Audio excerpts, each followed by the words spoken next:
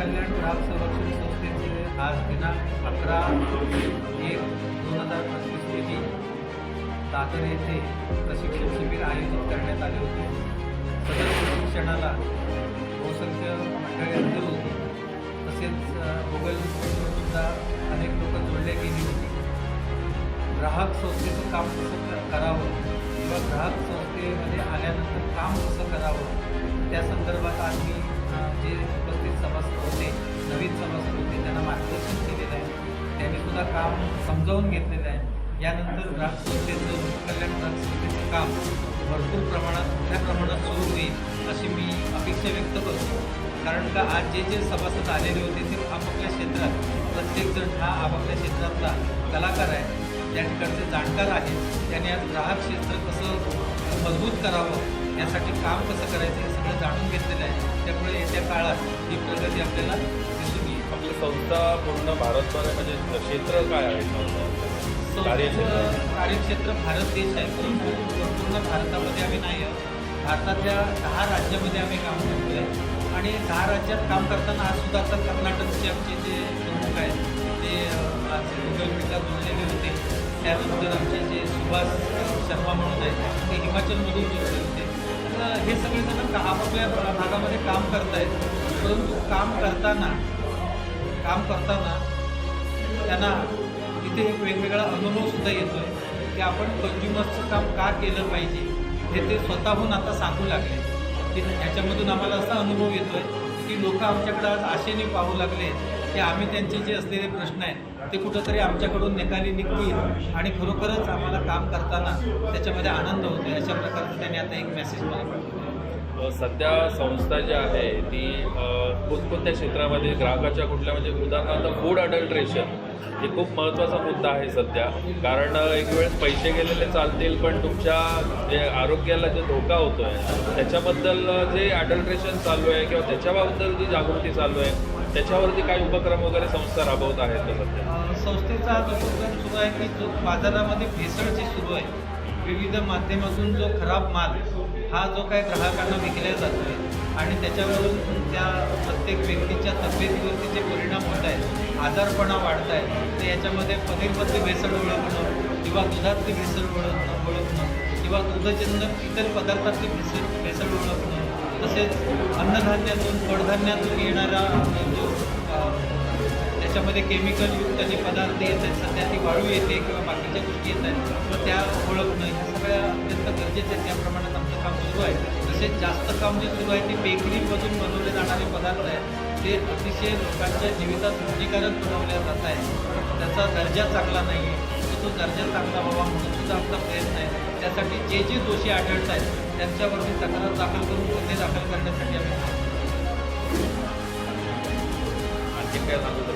आणखी आम्हाला आता फक्त एवढंच आहे की लोककल्याण ग्राहक संस्थेमध्ये जे लोक आता सहभागी झालेले आहेत तर त्या सगळ्यांनी आपापल्या स्वतःचा विचार करून स्वतःचा कामधंदा सांभाळून काम करावं. कारण प्रत्येकजण कुठेतरी धंद्याला आहे आणि आम्हाला थोडासा वेळ संस्थेबरोबर देऊन त्याने आपापल्या भागात काम करावं. लोकांच्या ज्या फसवणुकी होत आहेत त्या थांबवाव्यात. तसेच जे काही भ्रष्टाचार झालेले आहेत किंवा होत आहेत किंवा यापूर्वी झालेले आहेत परंतु लोक जे समाजापुढे मांडत नाही आहेत तर त्यांना पुढं आणावं आणि त्याने आपापले जे काही घडलेल्या गोष्टी आहेत त्या मांडाव्यात आणि आपापले प्रश्न जर सुटत असतील, सुटण्यासारखे असतील तर आमच्या संस्थेच्या माध्यमातून ते सोडवण्याचा आम्ही प्रयत्न करतो. धन्यवाद. नमस्कार, मी दीपक तांबे. आज संध्याकाळी आपल्यासमोर लोककल्याण ग्राहक संरक्षण संस्था त्याचे राष्ट्रीय अध्यक्ष आदरणीय दिनकर आवकर साहेब यांच्या उपस्थितीमध्ये आज ग्राहक संरक्षण अधिनियम आणि ग्राहक संरक्षण कायदा याची आठवण आणि ह्याची माहिती व्हावी याकरिता लोककल्याण ग्राहक संरक्षण संस्थेच्या मार्फत प्रशिक्षण शिबिर आयोजित केलं. आणि या प्रशिक्षण शिबिरामध्ये मी स्वतः आणि महाराष्ट्रातील आणि मुंबईतील प्रत्यक्ष अप्रत्यक्ष कार्यकर्त्यांनी सभासदांनी उपस्थित दाखवली. मी माननीय दिनकर आवकर साहेबांचे मनापूर्वक आभार व्यक्त करतो आणि त्यांना मी धन्यवाद देतो की आपण हा जो घेतलेला वसा आहे ग्राहक चळवळीचा आणि आमच्यासारख्या नवतरुण या सर्व सभासद पदाधिकाऱ्यांना जे मार्गदर्शन आज आपण दिलं याबद्दल मी मुंबई ठाणे संपूर्ण महाराष्ट्राच्या वतीने आदरणीय दिनकर आमकर साहेबांचा आभार व्यक्त करतो. मी केंद्र सरकार शासन नागरिक पुरवठा ग्राहक संरक्षणचे सदस्य म्हणून गेली 4 वर्ष काम करत होतो. पण ज्यावेळी प्रत्यक्षात संघटनेशी माझा संपर्क आला, आज त्या कामाचा पुस्तकी ज्ञानापेक्षा प्रत्यक्षात त्यांनी जे अनुभव सांगितले आणि जे नियम कायदे सांगितले त्याबद्दल मी भावून घेतो. माझ्या महाराष्ट्रातील तमाम आणि राष्ट्रीय स्तरावरील राज्यातील सर्व नागरिकांना आव्हान आहे की आपण सुद्धा माननीय दिनकर आमकर साहेब यांच्या मार्गदर्शनाखाली या ग्राहक चळवळीमध्ये सहभाग नोंदवावा आणि आपले ग्राहक म्हणून जे हक्क अधिकार आहेत ते साबूत ठेवावे. माझ्यासोबत माझे सहकारी जे महाराष्ट्राचे उपाध्यक्ष म्हणून आदरणीय माझे सहकारी राजेंद्र गायकवाड साहेब आहेत, त्याचबरोबर माझे महाराष्ट्राचे उपाध्यक्ष नितीन झेंडे साहेब जे स्वतः एक जर्नलिस्ट आहे, पत्रकार एक जागरूक आहेत. त्याचप्रमाणे उपाध्यक्ष महाराष्ट्राचे आमचे शशिकांत लिंबारे साहेब आहेत. माझे दुसरे सहकारी आहे प्रशांत मेंढेजी. आज या सगळ्यांनी या ठिकाणी मोलाचं सहकार्य दिलं आणि आपली उपत दाखवली आणि या सर्वांचं मी आभार मानतो. आणि आपण सुद्धा या ग्राहक चळवळीमध्ये सहभाग घ्यावा आणि लोक ग्राहक संरक्षण संस्थेमध्ये सामील व्हावं एवढंच मी आपल्या सगळ्यांना अपील करतो. धन्यवाद.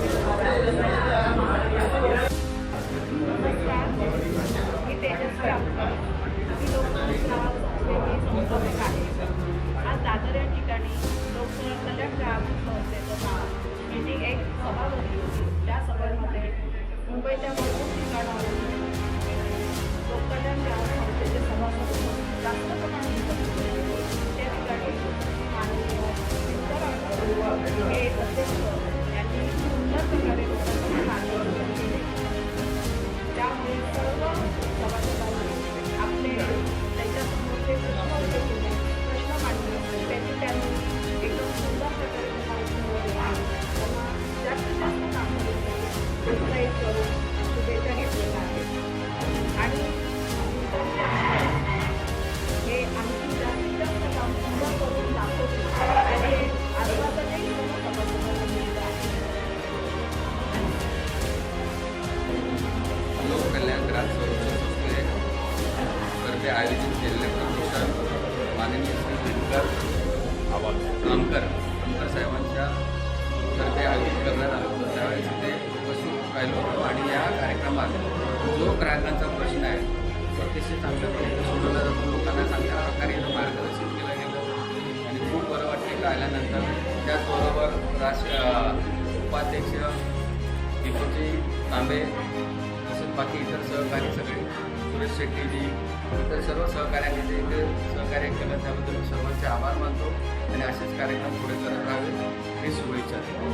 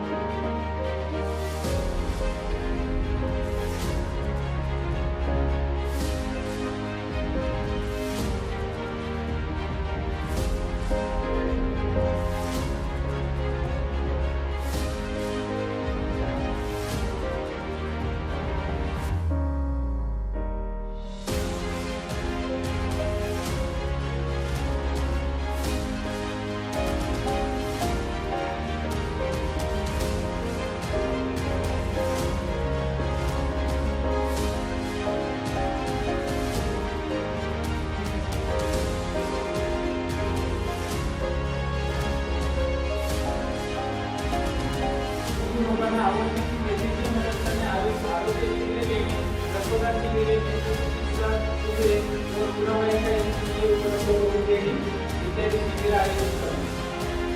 त्यानंतर समाजातील लोकांचे जीवनमान उंचवण्यासाठी त्यांच्या मूलभूत गरजा व त्यांच्या समस्या, सामाजिक आर्थिक सांस्कृतिक शैक्षणिक शारीरिक भौतिक गरजा उंचवण्यास आवश्यक उपक्रमाची केलेली प्रयत्नावर शिबिर घेतो. जसे बुद्धिमत्ता शिबिर आपण घेतो. डिजिटल मार्गदर्शन शिबिर आहे, तसंच आपण मार्गदर्शन शिबिर घेऊ शकतो, लोकांना मदत करू शकतो. नंतर संस्थेचा विकास करण्यासाठी आवश्यक त्या उपाययोजना राबवून त्याकरता संबंधितांचे पाठपुरावा करणे, तसेच स्वच्छता मोहीम राबवणे, पिण्याच्या पाण्याचा प्रश्न व पाणपोई वृक्षारोपण करणे. आता